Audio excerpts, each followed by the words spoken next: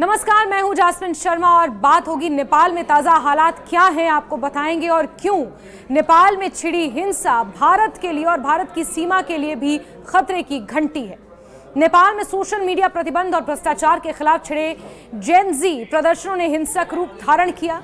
मंगलवार को प्रदर्शनकारियों ने पोखरा, महोत्तरी और नखू की जेलों पर हमला कर दिया, जिसमें 1600 से ज्यादा कैदियों के फरार होने की खबर है। इस अशांति में अब तक 22 से ज्यादा लोगों की मौत हो चुकी है, जबकि सैकड़ों जख्मी हुए हैं। प्रधानमंत्री केपी शर्मा ओली ने इस्तीफा दे दिया है, लेकिन हिंसा थमने का नाम नहीं ले रही। दूसरी तरफ इस मामले में भारत के प्रधानमंत्री नरेंद्र मोदी का पहला बयान भी सामने आया है, यानी कि पहली प्रतिक्रिया, पहला रिएक्शन सामने आया है। उन्होंने नेपाली लोगों से शांति बनाए रखने की अपील की है। साथ ही बिहार और उत्तर प्रदेश की सीमाओं पर हाई अलर्ट जारी कर दिया गया है और इसीलिए हम कह रहे हैं कि जो नेपाल से सटी भारत की सीमाएं हैं, वहां पर अब खतरे की घंटी बज रही है। हाई अलर्ट जारी कर दिया गया है। 1600 से ज्यादा कैदी फरार हैं। नेपाल हिंसा का सबसे खतरनाक रूप जेलों पर हुए हमले में दिख रहा है। पोखरा की जेल में प्रदर्शनकारियों ने पुलिस को पीछे हटने पर मजबूर कर दिया, जिसका फायदा उठाते हुए करीब 900 कैदी फरार हैं, जो भारत के लिए खतरा साबित हो सकते हैं। नखू जेल, जो कि ललितपुर में है, वहां पर आग लगाई गई और सभी कैदी बाहर निकल आए।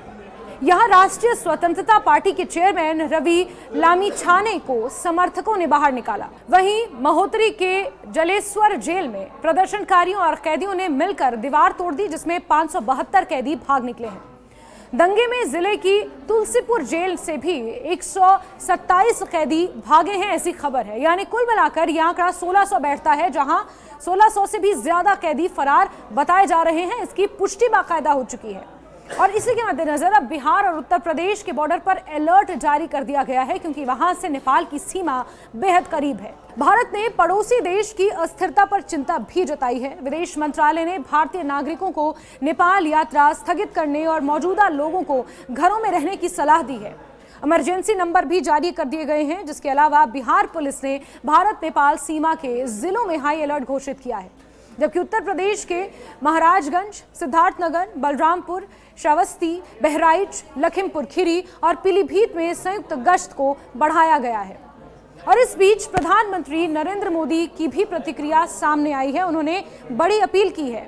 नेपाल हिंसा पर चिंता जताते हुए प्रधानमंत्री नरेंद्र मोदी ने अपने आधिकारिक एक्स हैंडल पर ट्वीट किया। उन्होंने लिखा कि आज हिमाचल प्रदेश और पंजाब के दौरे से लौटने के बाद केंद्रीय मंत्रिमंडल की सुरक्षा संबंधी समिति की बैठक में नेपाल के घटनाक्रम को लेकर विस्तार से चर्चा हुई। नेपाल में हुई हिंसा हृदय विदारक है।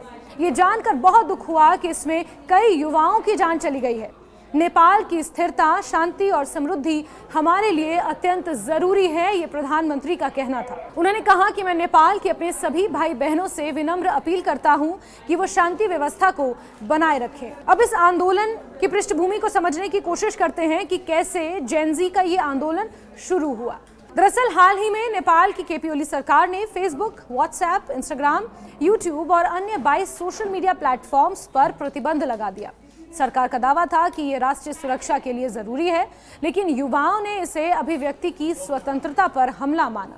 सोमवार को काठमांडू में लाखों की संख्या में प्रदर्शनकारियों ने संसद घेर ली, जिसके जवाब में पुलिस ने गोलीबारी की, जिसके चलते 22 से ज्यादा लोगों की मौत हो गई और 300 से ज्यादा जख्मी।